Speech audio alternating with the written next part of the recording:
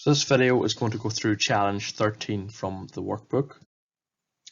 So if I just read through the problem, ask the user to enter a number that is under 20.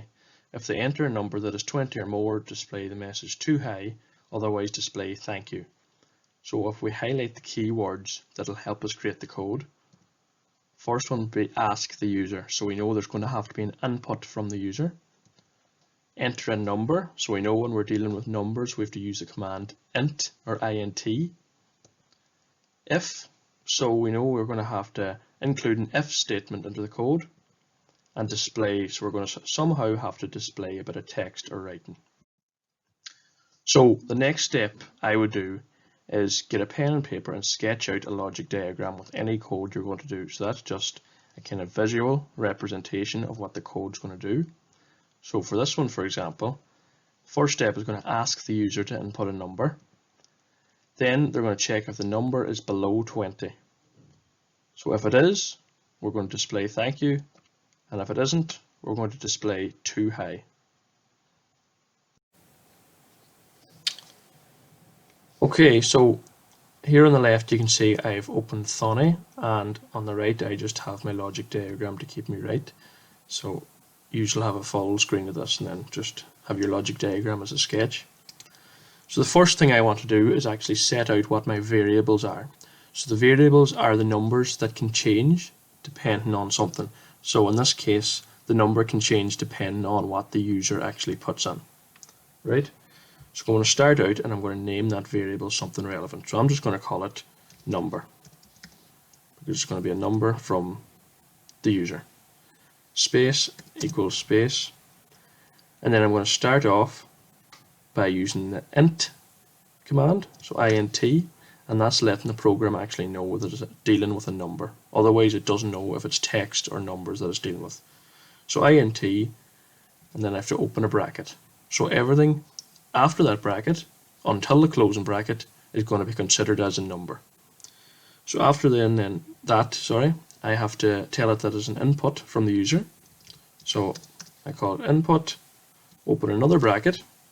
So anything after that bracket now is what it's going to ask the user when it's asking for the input. So we're going to put in quotation marks, pick a number that is under 20.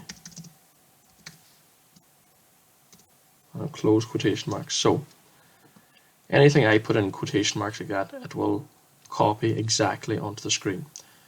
So now I have to put two sets of brackets at the end.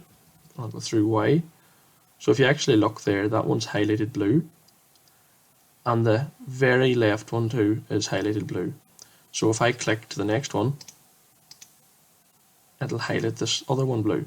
So it's actually letting you know which ones are pairs. So if I click beside it there, that's blue and the other one's blue. So the innermost set of brackets displays the text that's going to ask the user, and then we know that that's an input, and the input then is within its own set of brackets and here,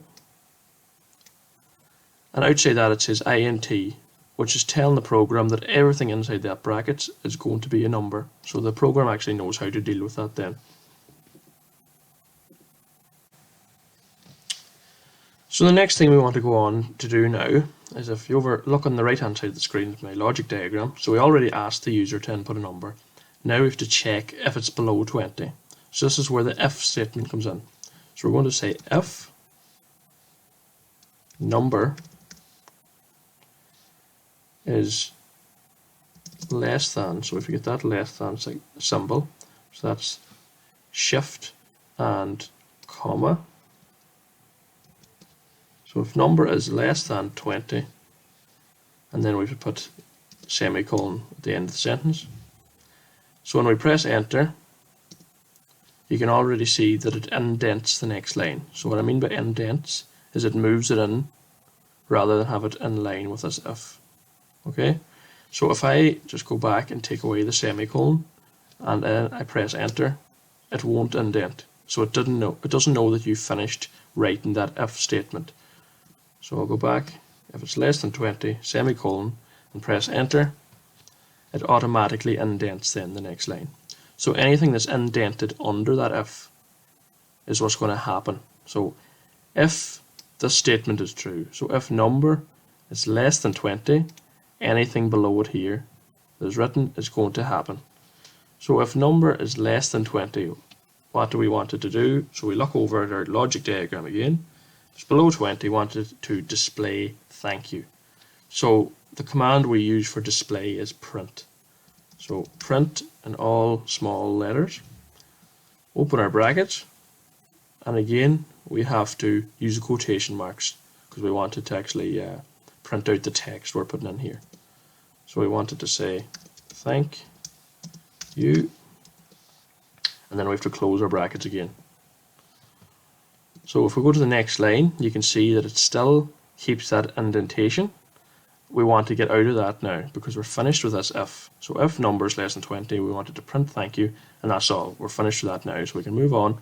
Just press backspace, it'll go back to the start of that line. Now, when we're just given the program two options, so it's either under 20 or it's not, we only use if and else. So the next one we use is else, and we don't have to put anything like this. So if number is less than 20, we don't have to say else number greater than 20, because else means anything other than what if said already. So anything other than number being less than 20, press enter, and it'll indent again.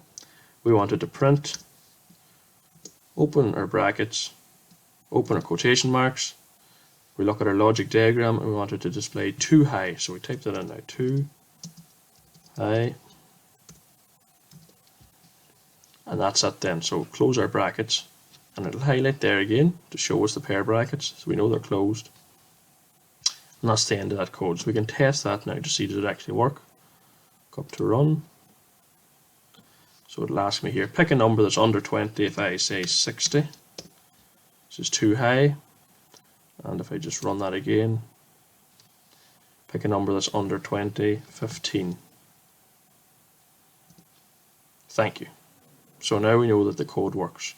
Now one thing here that you can see is it asks the question, pick a number that is under 20, and then my answer was directly on top of it. So just to get around that and make it look a bit neater, go back up to the code and see I have the quotation marks directly after the 20. So between the 20 and the quotation marks, we just put in a space. So that means down here, I'll show you now when it asks the question, it'll print that space as well, see? So we can try that again, 12, thank you. So that's the end of that challenge, and that's all you need to get that done.